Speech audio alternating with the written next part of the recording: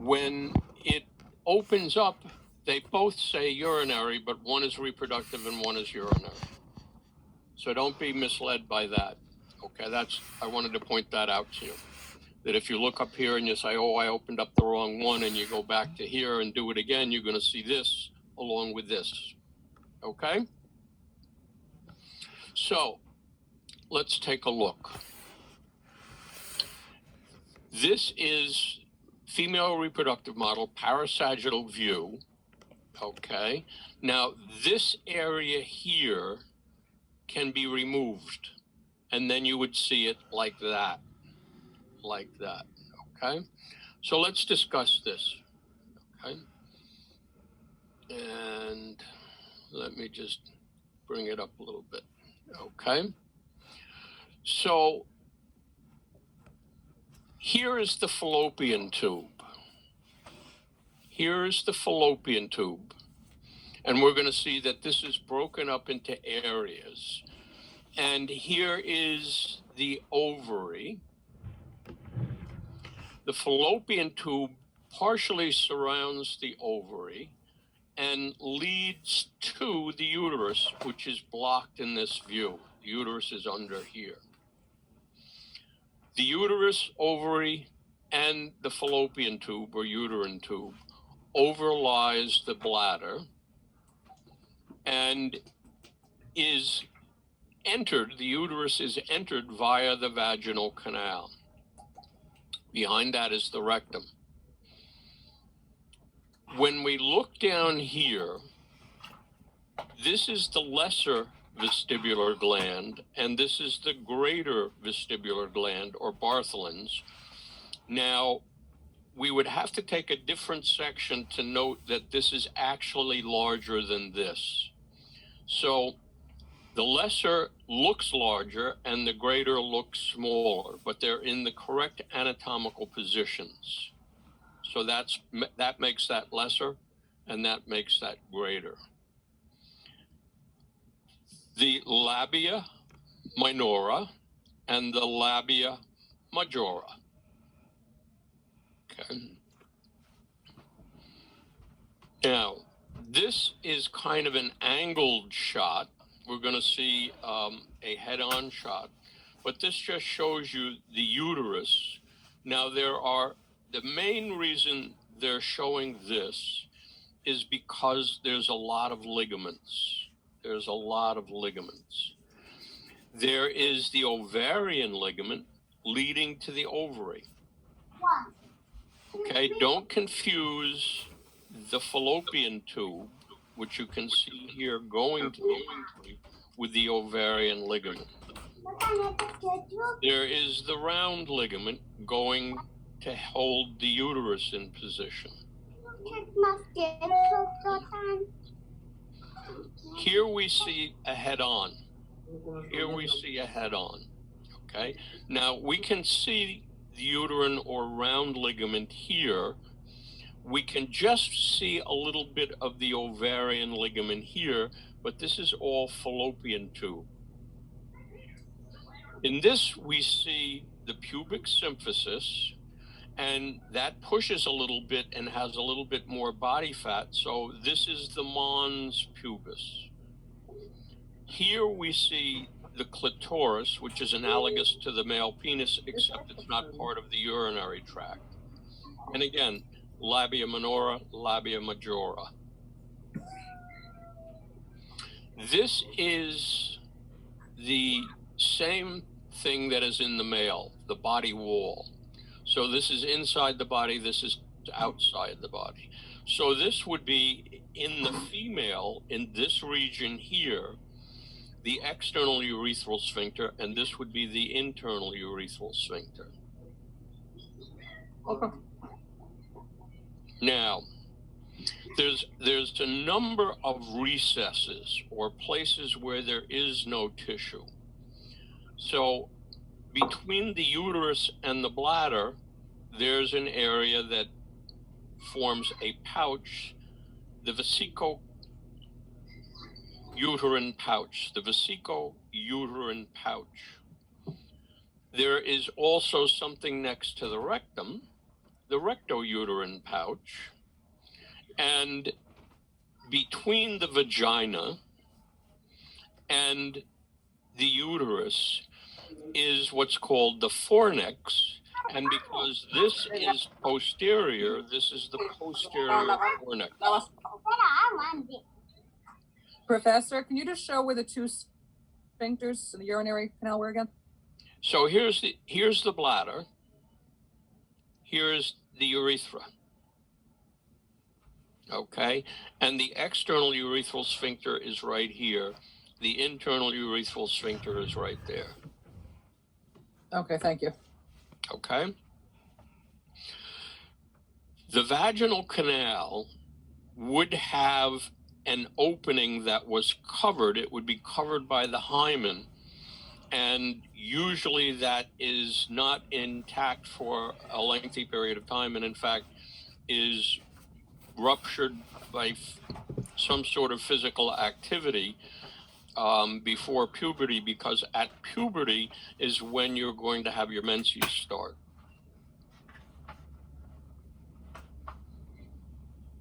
Now, this is showing you in this mid-sagittal region, the regions of the uterus, not necessarily the layers. So the rounded part is the fundus. This part right up to here is the body. So from the fundus to the body, what does that sound like? That sounds like the gallbladder. And then this part is the cervix. So the cervix has a cervical canal going to the uterine canal, and the cervix has an external entrance called an os and an internal entrance called an os, internal os and external os. So this region here, from this rounded part to the internal os, is all cervix,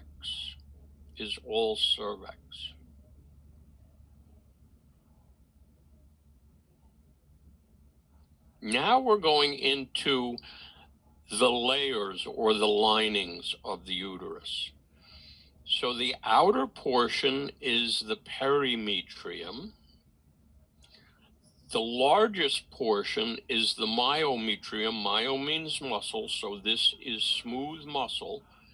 The uterus is a muscular organ. It has to be in order to expel the baby on birth.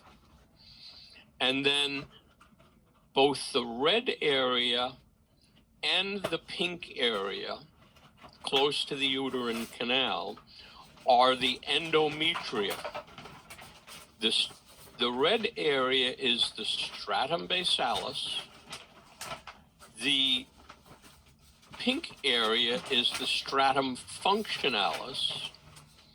Under the control of two hormones, estrogen and progesterone, this is built up and sloughs off unless you have a pregnancy. This is the area that will be the implantation, and we're going to take a look at that, of the fertilized egg. Any questions so far? No. Okay. Here we see the fallopian tube. All of this here is called the broad ligament. So we have the round ligament. We can just make out the ovarian ligament. That yellow is the ovary. And now we have another ligament called the broad ligament, which is behind all of that. And up here in this region, there would be a suspensory ligament. If you were to take your hand and hold it up above your head with some kind of weight and your wrist bent, you wouldn't be able to hold that for very long.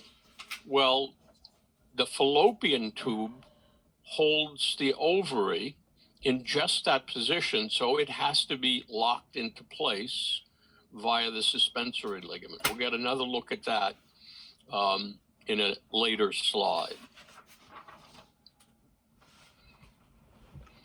There are two cycles that are going on. There is the menstrual cycle, and then this inner is the ovarian cycle. Okay. In the ovary,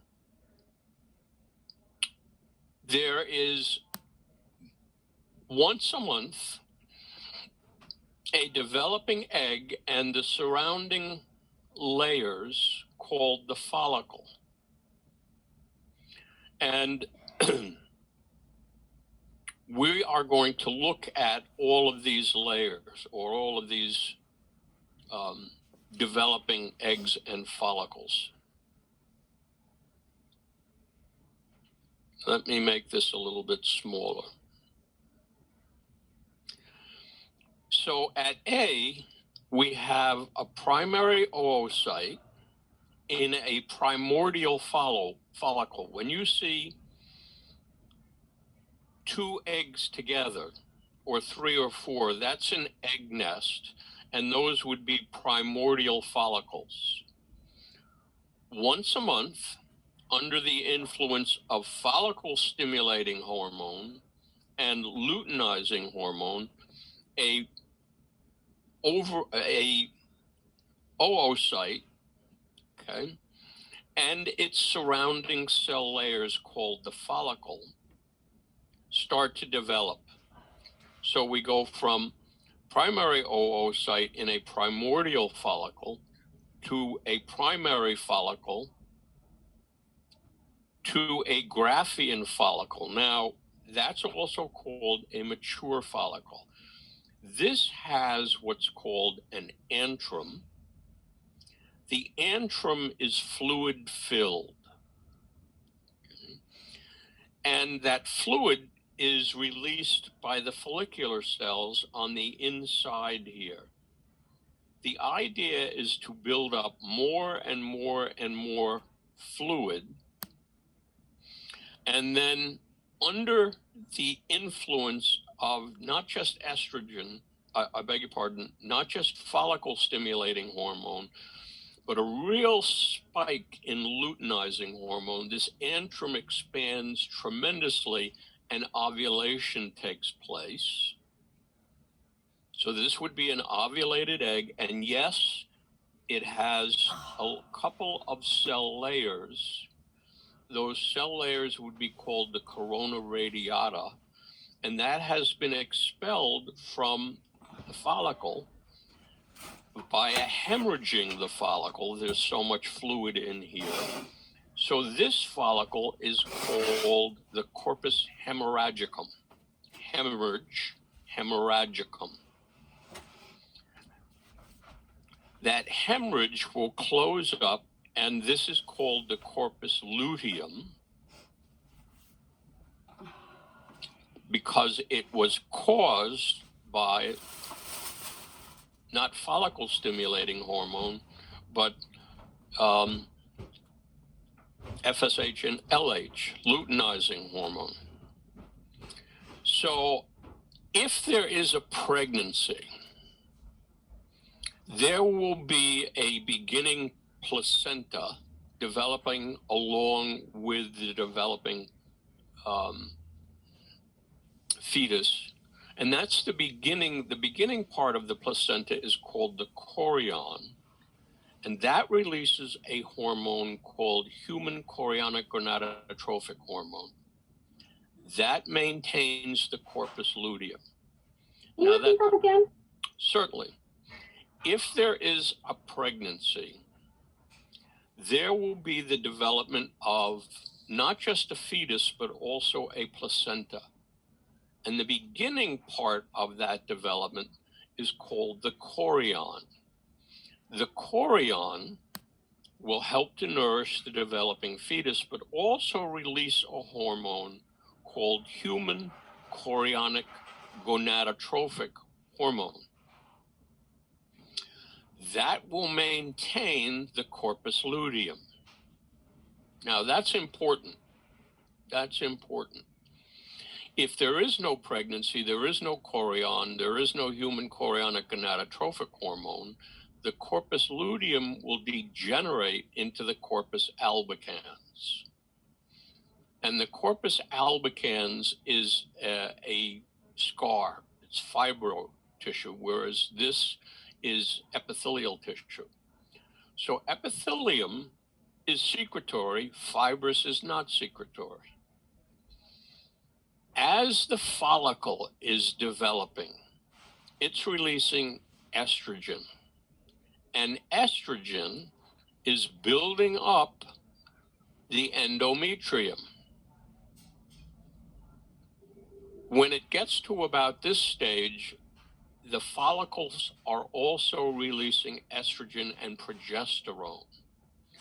Estrogen and progesterone maintain the endometrium in its built-up position. So if corpus luteum is maintained, then estrogen and progesterone is maintained, and the endometrial lining is maintained. And so the fertilized egg that has been ovulated will have a place to implant. If there is no implantation, there is no chorion, there is no human chorionic gonadotrophic hormone maintaining the corpus luteum, estrogen and progesterone cease, and that leads to the development of this becoming the corpus albicans.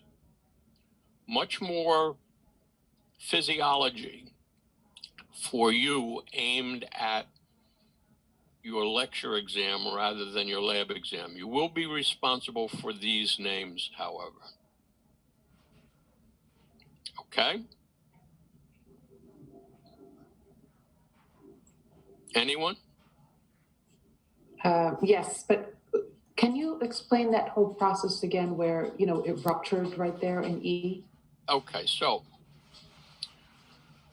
once a month, under the influence of follicle stimulating hormone, a follicle and an oocyte develop, mature, okay? And follicle stimulating hormone stimulates the follicle to grow and helps for the oocyte to mature. The oocyte will not fully mature until after ovulation and fertilization. That's when it comes to full maturity. So FSH is stimulating the follicle to grow, and luteinizing hormone stimulates ovulation, causing the formation of the corpus luteum. That's where luteinizing hormone gets its name, for the formation of this. If there is fertilization of the ovulated oocyte, then during the developmental stage of initial development, a chorion will develop. That chorion later becomes the placenta. But as the chorion develops, it releases human chorionic gonadotrophic hormone, which maintains the corpus luteum. Now, as the follicle is developing, it's releasing estrogen and progesterone. Estrogen alone causes the buildup of the endometrium. Estrogen and progesterone maintain the endometrium in its built-up position. So if the corpus luteum is maintained, then estrogen and progesterone is maintained. And so the endometrium is maintained. And so the fertilized egg has a place to implant. Right. Okay?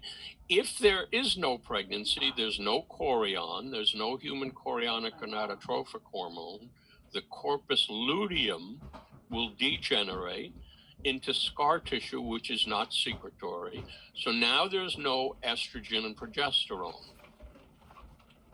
The endometrium starts to slough off, and as it does, menstruation starts. The bleeding starts. So, Okay? Professor, Thank you. That was nice and clear. Thank you.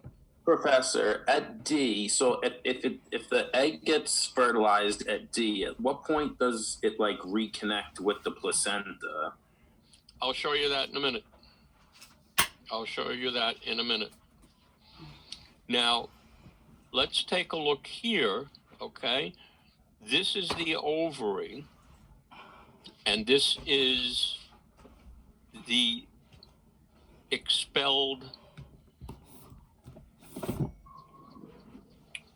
unfertilized oocyte, but with the follicular cells surrounding it. Okay? That has to be caught by the fallopian tube to get to the uterus. Okay? We'll take a look at this in a larger view. Okay? So here's just what I've been discussing. This is what I would want you to know, these names. The physiology I gave to you in case your professor asks something like that. Okay, this I don't go into. Now, here is an ovary. Here is the ovarian ligament. So this would be in a much more vertical line. And so opposite that would be the upper end where the suspensory ligament is. So I would probably show you this picture for these ligaments. But now look at this: primordial follicle, secondary follicle, Graafian follicle, and that antrum right there is getting bigger and bigger and bigger and starting to push the egg in this direction. Okay, your oocyte with the surrounding follicular cells. Okay, and it should get close enough to this end for the fallopian tube to catch it. Okay. So fertilization is going to take place right about there in the fallopian tube. And then within 24 hours, one cell turns into two cells. Another 24 hours, two cells become four cells. Okay. This, to get from here to here, is 2 more days, so we're at a total of 4. We have a ball of cells. And then finally at day 6, we have a blastocyst, and that blastocyst is what's going to be embedding, implantation, between 7 to 10 days. Now, if this process of movement gets stalled, this will still keep developing up to a point, but that would be an ectopic pregnancy. Okay, now, let me just enlarge this a little bit. Okay. From what I've read, Professor, the blastocyst breaks up into this two. is the vagina. This whole thing is the uterus. This is the ovary. This is the fallopian tube. So right about here is where fertilization takes place, the union of the sperm and the egg. And then it's going to take 6 days for that fertilized developing egg mass to get into the uterus, and then another day to 3 days for it to get into place to implant. Okay? Of note here, ovarian ligament and suspensory ligament. This would be the fundus of the uterus. This would be the body of the uterus. Right about here would be the cervix. This would be the fornix, the space between the vagina and the uterus. Professor, is this the picture that you'll use for the suspensory? Yeah, because this really gives a clear. The ovarian ligament is attached. The ovarian ligament is attached to the uterus, and the suspensory ligament is attached somewhere up here, so they don't really show the complete view. Okay? Any questions? Okay, now, this right here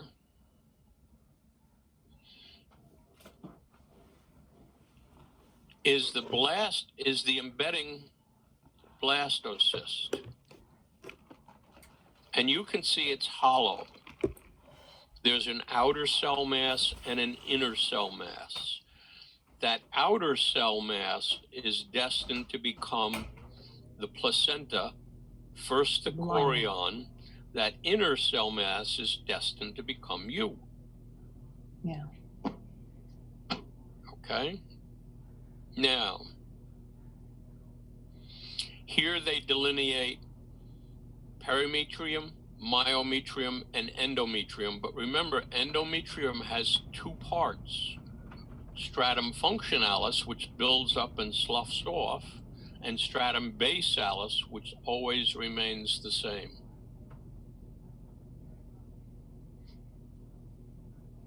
Now, okay.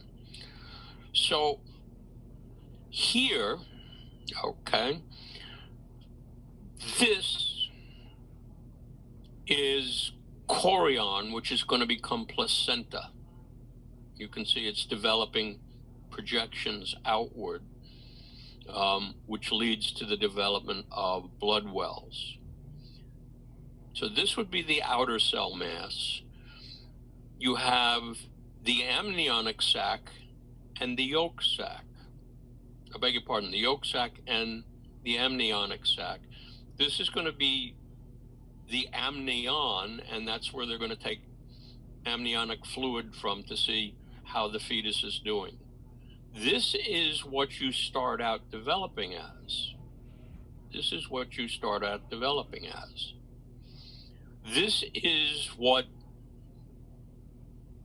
dogs, cats, pigs, horses, cows look like. They all look the same except for they don't have fingers. Well, cats and dogs have paws. Okay? We can see there's the development of an eye. There's going to be the development of an ear. There's going to be the development of the heart. Your heart actually forms here and then goes to there. Okay? Wouldn't ask questions on this. Wouldn't ask questions on this. Okay. But you'll ask us about chorion and blasto. What's the difference? So that's FYI. That's FYI because I don't know what your lecture professor is going to ask you. I never know what either professors ask as far as lecture. Okay.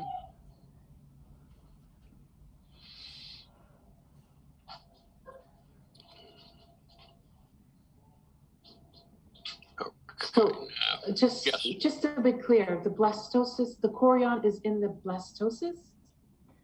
So the chorion, okay, the chorion would be The outer layer? like that, and this is the chorion turning into the placenta. Okay, so what's amazing to me is that you have a tremendous amount of development going on, not just of you, but of what's going to be needed to nourish you. Okay? And in the process, a yolk sac develops that will be completely consumed, and from the yolk sac itself, cells will migrate into your ovaries and into your testes and become what we call sperm and egg. That's where it's going to come from. Okay, so now, this is a little bit enlarged, okay? So this is the fallopian tube until it becomes uterus, till it becomes uterus. Okay? Now,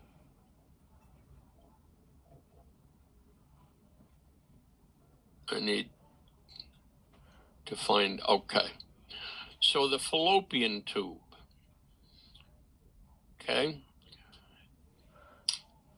This area that looks like fingers is called the fimbriae,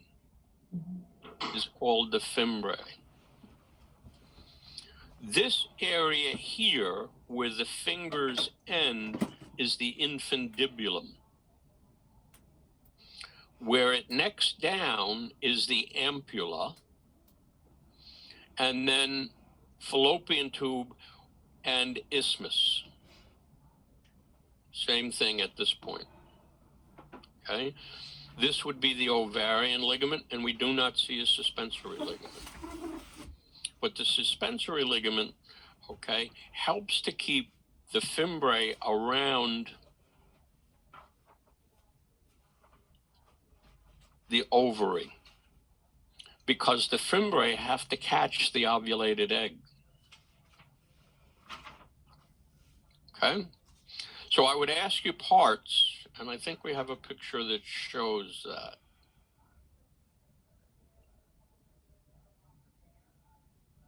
Let me see what this one says. Nope. Okay, so looking at this picture, fimbriae, where the fimbriae stop is infundibulum, where it necks down is ampulla, okay? And then isthmus, right in this area.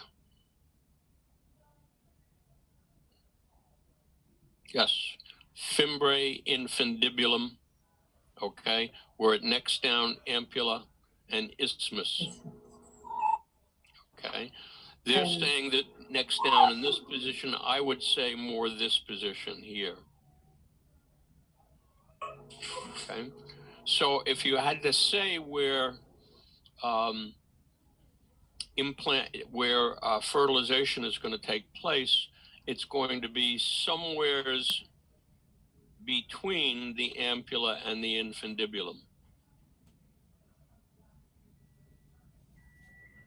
Okay? Okay. Okay. I'm going to let you look at that picture for a second while I take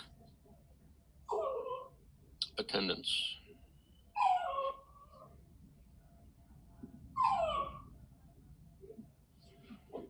My dog is here. Taylor, can you hear me? Taylor Langus, can you hear me?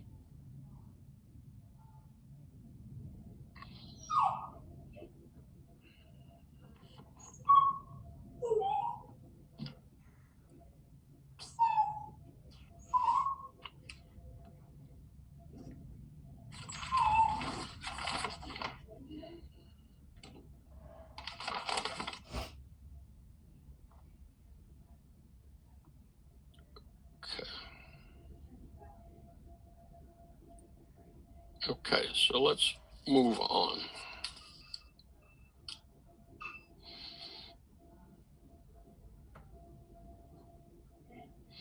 The male reproductive system. The male reproductive system. Okay.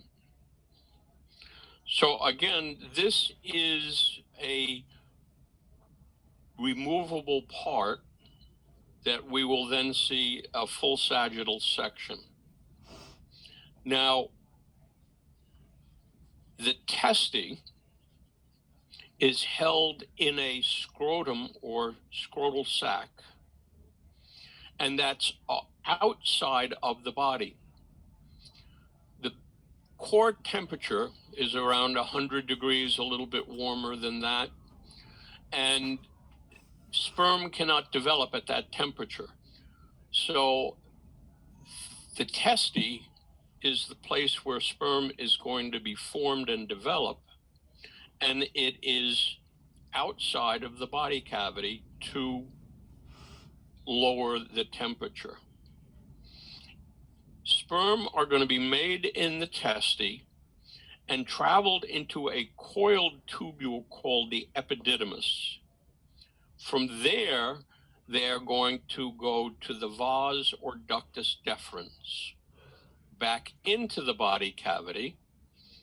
Now, this is the bladder. So this is along the lateral side of the bladder, and then go to the posterior portion of the bladder.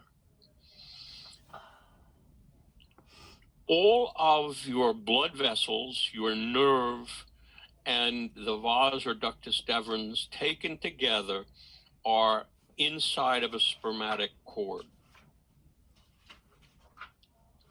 So this is an enlargement of that. And this portion is the testy. The epididymis can be broken up into head, body, and tail. And then this is going back into the body. Here we see the pubic bone. It's called the vas deferens or the ductus deferens. And it enters the body cavity.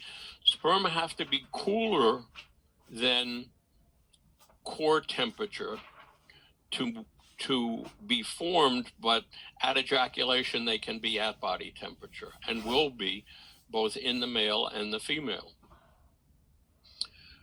We're going to see that there are several glands that connect, okay, that produce what's called semen. Semen is sperm plus the fluid that they're swimming in, literally.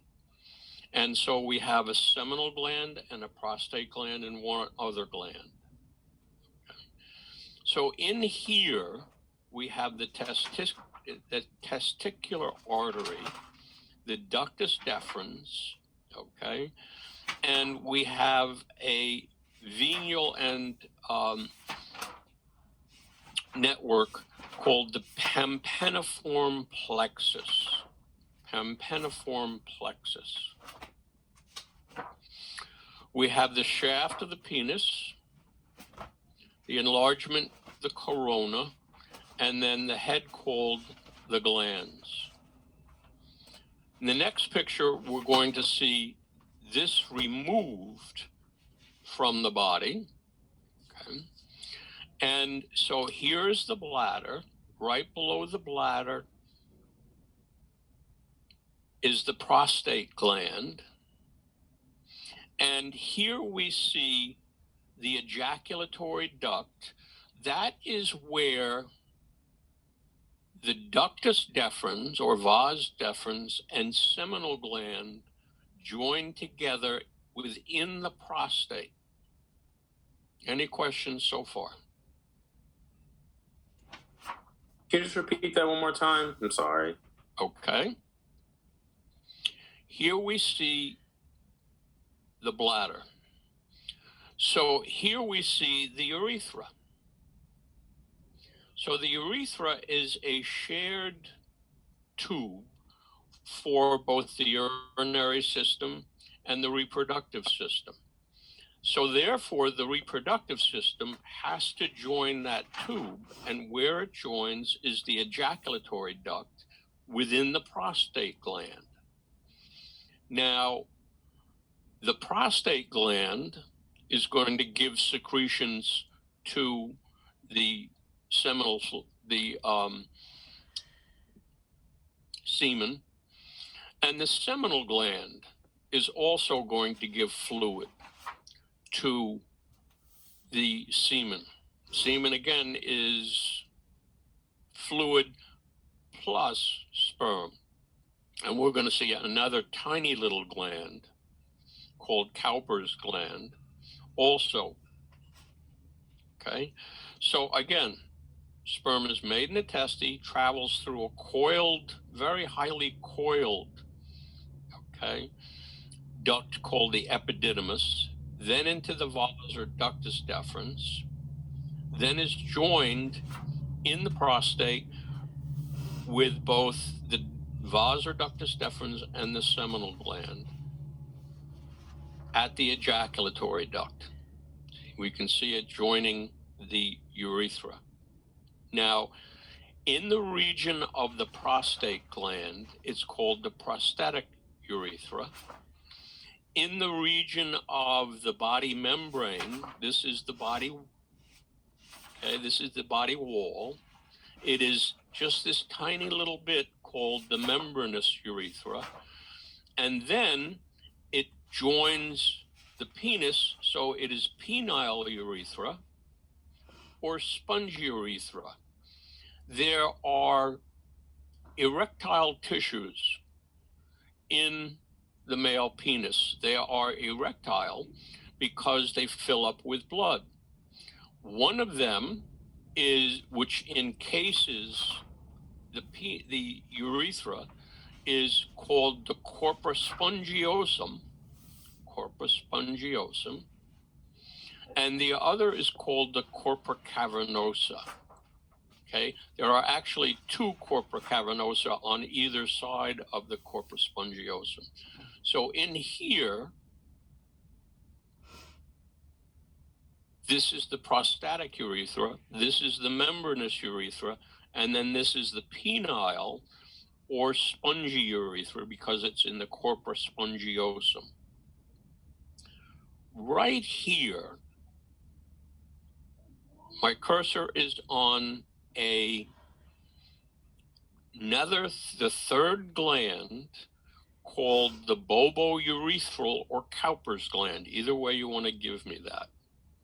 Okay, and that is also connected to the urethra, and this is the body membrane. Okay, so Cowper's gland is pre-ejaculate. Okay, it occurs before ejaculation. Okay, well before ejaculation, to provide some lubrication. From the prostate gland, you're going to get a lot of fructose. And from the seminal gland, you're going to get, let me think of what it is, seminal plasmin, which is an antibiotic. All of these glands are going to neutralize the uric acid because sperm can't live in a acidic medium, which is in the male urethra, as well as in the female vagina. There's an acid in there. So these glands, okay, three of them, the small Cowper's gland, the prostate gland, and the seminal vesicles, okay, provide protection to the sperm and nourishment to the sperm. I said the prostate, for instance, is going to release a lot of fructose. Why fructose? Why not glucose?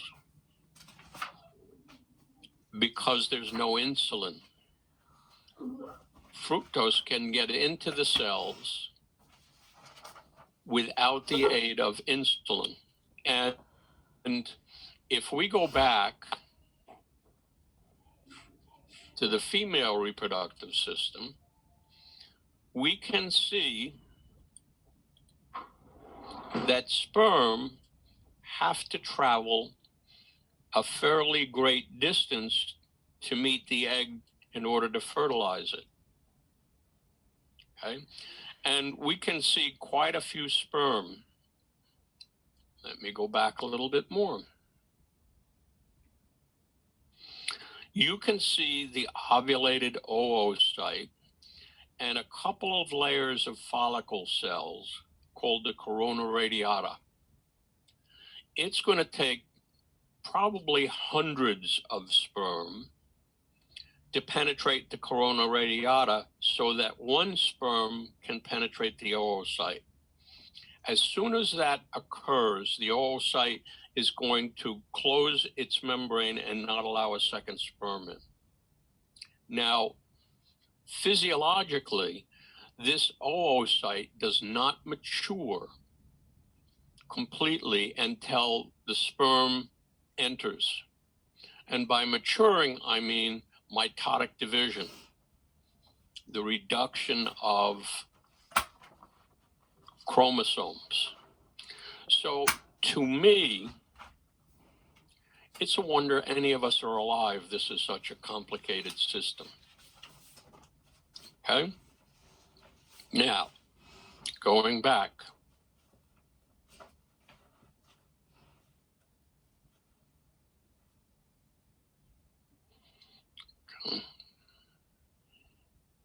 Going back. This erectile tissue, okay, allows blood in but does not allow blood out. That's how it becomes erect. And it does so because the body releases nitric oxide under stimulation of sex or of the penis. And that nitric oxide causes blood vessels to dilate, allowing blood into the erectile tissue.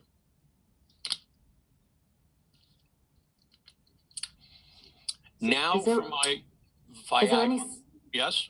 Is there any significance why those two are different colors on the shaft? So this is just to delineate the two. We're going to see that there's actually two corpora cavernosa and one corpora spongiosa. Okay. Okay. Are you ready for my Viagra story? Bring it on. So Viagra causes the body to release nitric oxide, which dilates blood vessels body-wide. And so it was first developed as a way to dilate the blood vessels of the heart so that the heart would not have angina and would get its blood supply. And oh, by the way, it had a great side effect, made the male erect. And marketing got a hold of this and said, you guys got it all wrong. You're going to market this as a male sexual aid. And oh, by the way, it's got a great side effect. It's healthy for the heart. So maybe that'll help you realize what's involved here. Okay, now, we are looking right here at a coronal section of the penis. Right here is the corpora spongiosa, and then on either side of it is the corpora cavernosa. These are the caverns that are going to engorge blood and swell up and cause the male to be erect. And right there, the largest one in there is the penile urethra. Here we also see the spermatic cord, which is going to hold the testicular artery and vein and testicular nerve. And so could I ask that? Yes. Could I ask this? Yes. Could I ask the tympaniform plexus? Yes. Here is the posterior bladder. Here is the posterior aspect of the bladder. And here we see the ductus deferens, or the vas deferens, okay, have a little bit of an enlargement. That would be the ampulla of the ductus deferens. Here we see the the seminal vesicles or the seminal glands, and these are leading into the prostate gland. So they are going to join together and become the ejaculatory duct. So seminal fluid and now prostatic fluid are mixing with the sperm, and bobourethral gland or Cowper's gland has already released its contents, both for neutralizing the uric acid and for lubrication. So that's pre-ejaculate from there. Any questions? Can you just go back one model and tell again the names of which vessels you were going to ask us to know? Names. Okay, so it's very easily. We called in the blood vessel lab, we didn't call it testicular or ovarian artery, but now because it's the male, it is the testicular, okay, artery, and testicular vein would enter the spermatic cord, okay, and go down into the scrotum, okay. We see the corpora cavernosa, of which there are 2, and corpora spongiosum, of which there is 1. The corpora spongiosum surrounds the male urethra in the penis, so it could be called the penile urethra or the spongy urethra, whichever one you want.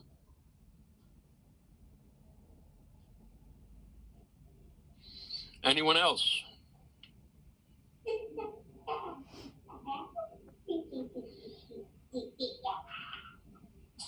Anyone else want me to go over anything? I'll scan through the slides. Tell me if you want me to stop and discuss something. Can you tell us which slides you think we should focus the most on? Okay, so better than that,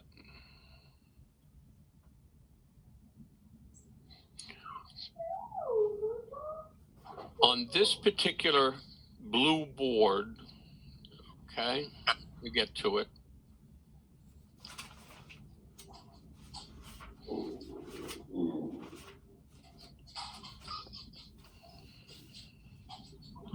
I really want you to know the stages of development here of the follicle and of the oocyte. Okay, so let me make that a little bit smaller. Okay. I don't go too much into this. Okay. This is that same view just within the ovary, but ovarian ligament, suspensory ligament. Okay. But we get a better view of that on the green board. We get a better view of that on the green board. Now, I do want you to know fimbriae, infundibulum, ampulla, and isthmus. Okay. Fundus, body, cervix, external cervical os, cervical canal, internal cervical os, ovarian ligament, suspensory ligament, and then, okay, all the layers of the uterus, all the parts of the uterus, the recesses,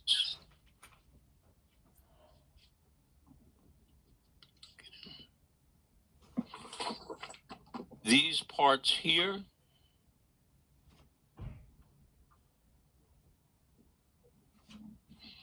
definitely the ligaments,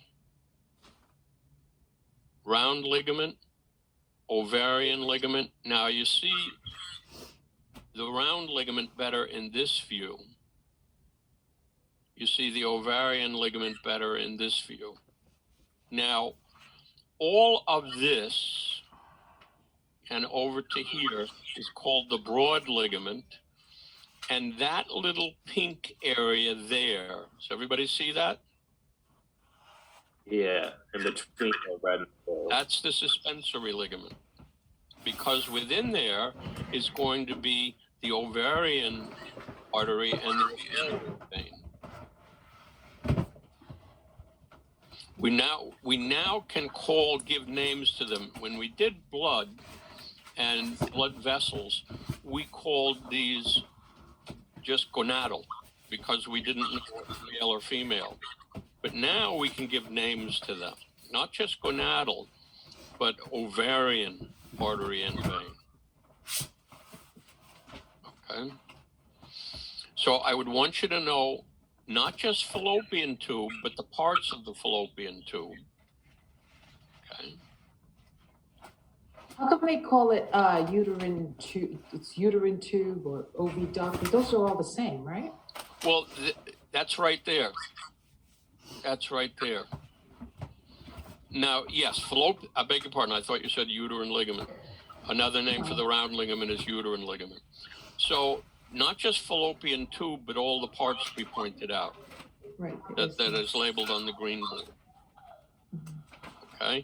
Now, again, these glands don't look like they're named correctly, but in anatomical position, they are correct. So this is the greater vestibular gland, and this is the lesser vestibular gland, as opposed to the clitoris. Okay? Because these glands, those two glands are in this region here.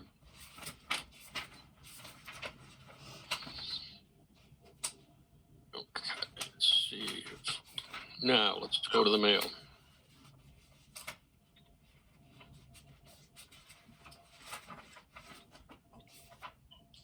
So how about the stratum? How about the what? The endometrium, the stratum basalis, and the stratum. Okay, so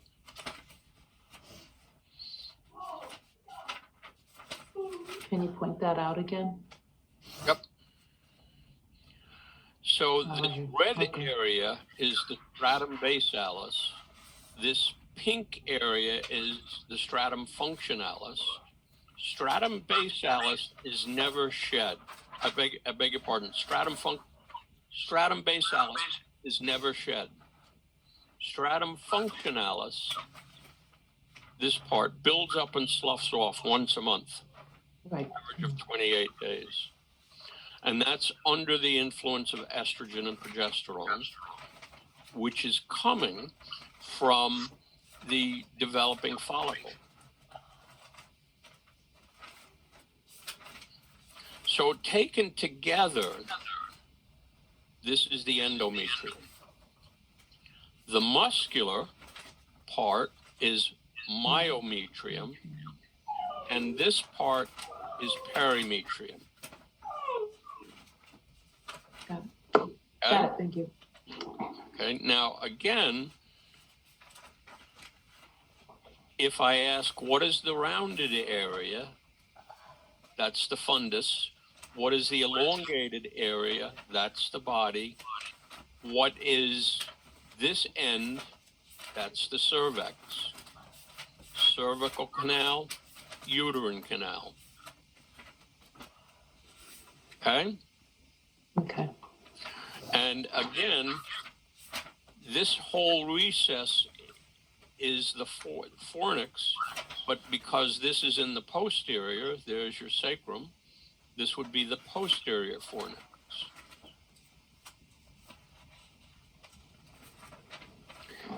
How will you access the perimetrium? I mean, it's like, are you just going to, then it's sort of like in the rounded area too. What is the covering called? Because it's all perimetrium. Okay. Peri meaning around. Round.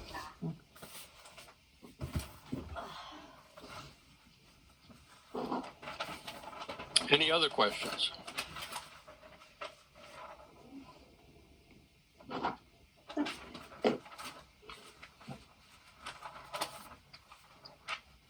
Is there like a different slide you can use for the uterus, or you're going to use that for those?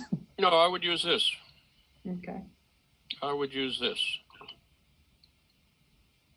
Okay. I would use this. Okay.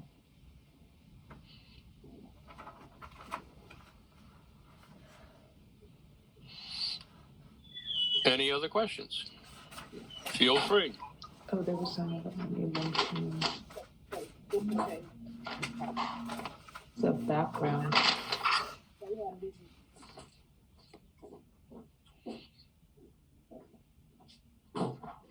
Can you go over one more time for the ovulation? What do you mean by go over ovulation? What was Yeah, there. the H? Trying to see. Okay, so I mean D, sorry. somebody has an open mic. Can they close it? Because I'm getting feedback. Thank you. Okay. So let's that picture. Okay. Under the influence of follicle stimulating hormone, both the follicle and the oocyte are stimulated. The follicle starts adding more and more and more layers, follicle stimulating hormone. But the oocyte is also stimulated to end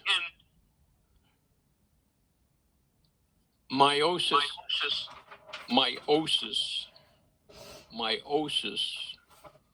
one. Meiosis is in two stages, right?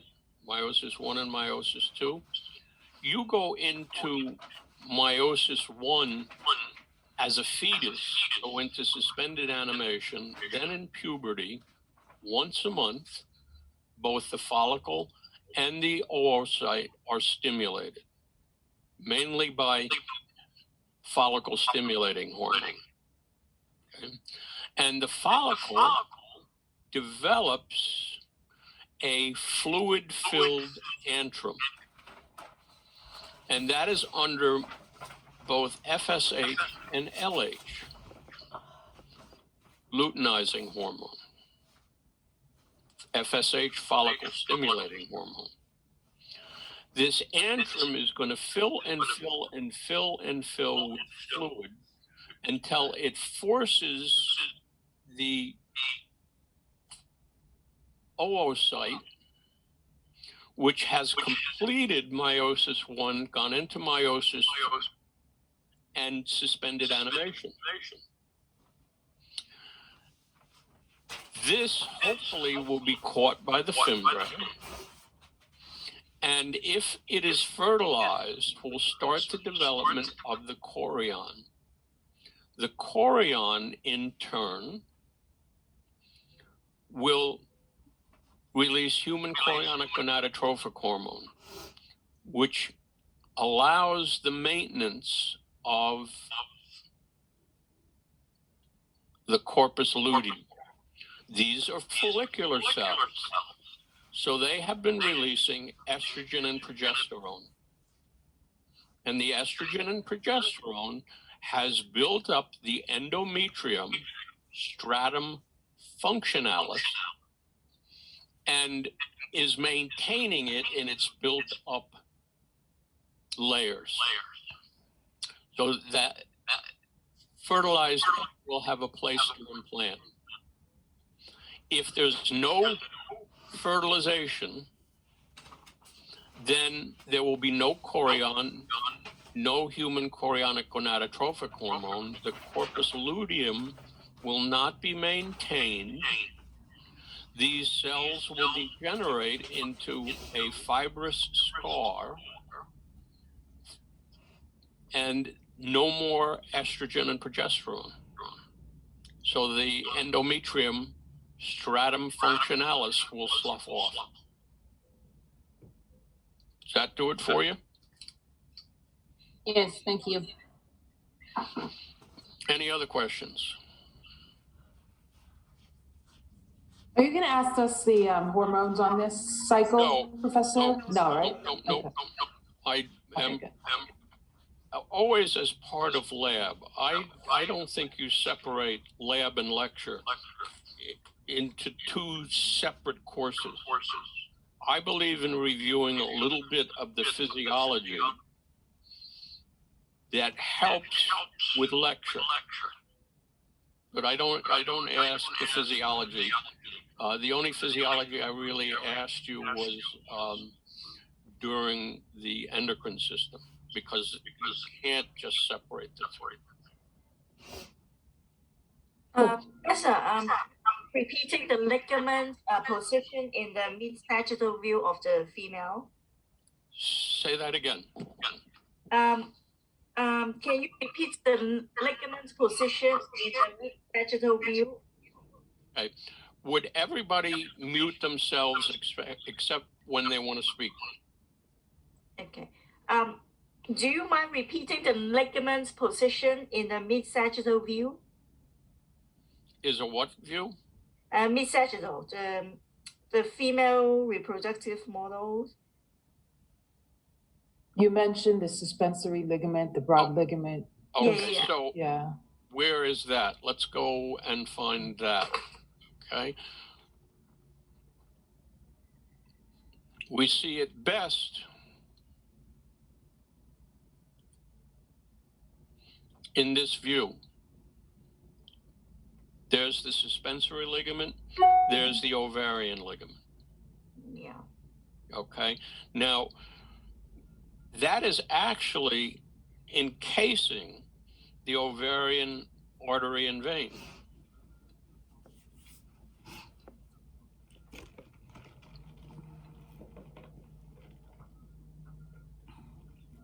Any other questions? But where is it in another view? So, where is what? Where is the ligament in another view? This is the anterior view. Okay, so we need to go to the half models. Yeah, thank you. Okay. So now, in this view, we see the uterine ligament. We see the broad ligament. Right there, we see the suspensory ligament. If we come down to this view, this gives us a little better perspective on it. Now, I keep calling this the uterine ligament. It's also got another name, the round ligament. And here's your fallopian tube. Trace it out so that you see that it goes to the red. This next to it is the ovarian ligament. And in here, this is now the other side. This is also broad ligament. This is also broad ligament.